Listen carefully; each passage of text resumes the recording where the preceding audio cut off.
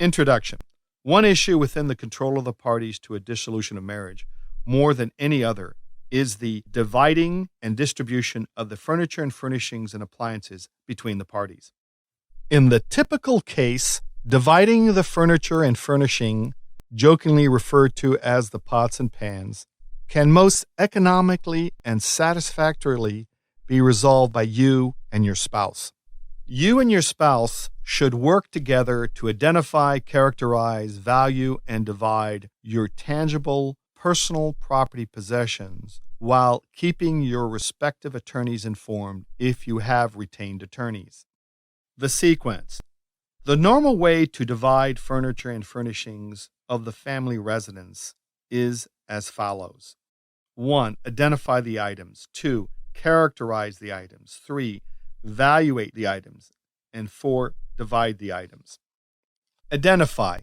When dividing furniture and furnishings in a dissolution proceedings, the best way to organize the list is by room, to include the garage, the laundry room, and the patio, if such exist.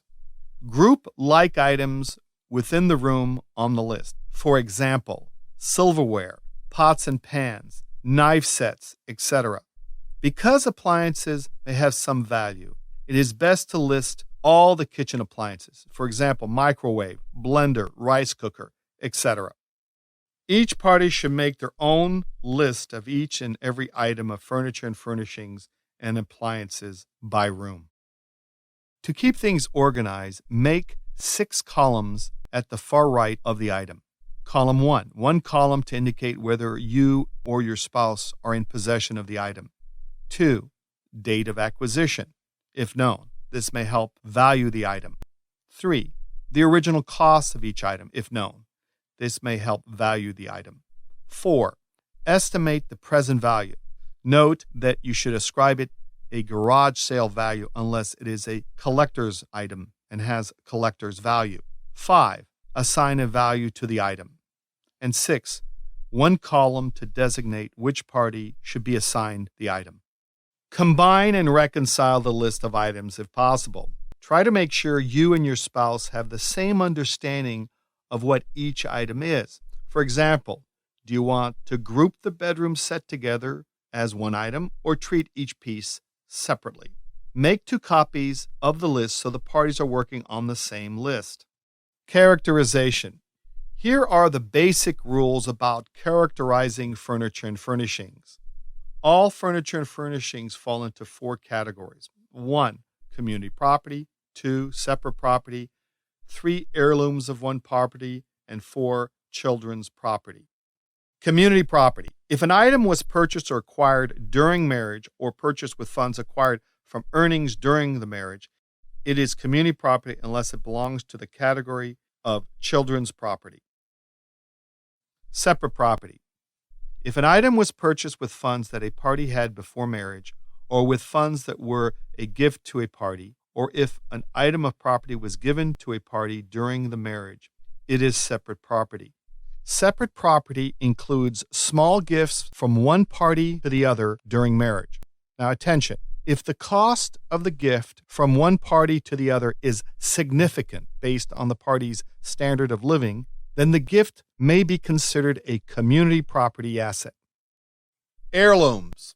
Some gifts received by a party during marriage are clearly intended to be passed down from one generation to another. These items may or may not have significant value. Heirlooms belong to the party and family from which it came. Example, if husband gave wife his grandmother's wedding ring, their wedding ring belongs to the husband's family. Children's property. The children's property belongs to the children. Therefore, unless there is a Van Gogh painting hanging in your children's room, it would be best to concede that the children's furniture is owned by the children and should be excluded from the divorcing party's property division. The children's items should be split between the parents to accommodate the custody and visitation agreement between the parties. Valuation. Family court, in valuating normal furniture and furnishings, will assign garage sale value to the items unless they have some collector's value. Although you may know what you purchased the furniture piece for, that piece of normal furniture and furnishings depreciated the moment you left with it from the store and further depreciated after use. For example, a washer you purchased brand new 3 years ago for $500, the court would only assign a garage value of, say, $150. Own appraisers. The parties may act as appraisers on their own property. In doing this, you should keep in mind that on the law on the subject, the fair market value is what a willing buyer would pay a willing seller for the item, neither of them being under any pressure to buy or sell. Keep in mind that we are talking about as-is value, not replacement value. Most people have a good idea of how much they would pay for an item at a garage sale. Outside appraiser. If the parties cannot agree on the fair market value of the garage sale value of their furniture and furnishings, the parties can hire their own appraiser or joint appraiser. One or both parties may bear the cost. In the case of a joint appraiser, the parties may agree to be bound ahead of time to the value the joint appraiser assigns to the item. Personal property appraisers are expensive, so it is more cost-effective to resolve valuation issues with your spouse if possible. In some cases, an outside appraiser makes sense if the item has a collector's value and the items are worth thousands of dollars. Example: stamp collections, coin collections, antique automobiles, doll collections, and antique paintings, etc. Options on how to divide. There are basically 4 options. Option 1. Each party identifies what they want, negotiate over the items they both want, agree that the division was equal, i.e. there's no equalization payment to either party, and go home. Option 2. Each party identifies what they want, negotiate over the items they both want, add up the value of the items each party is receiving.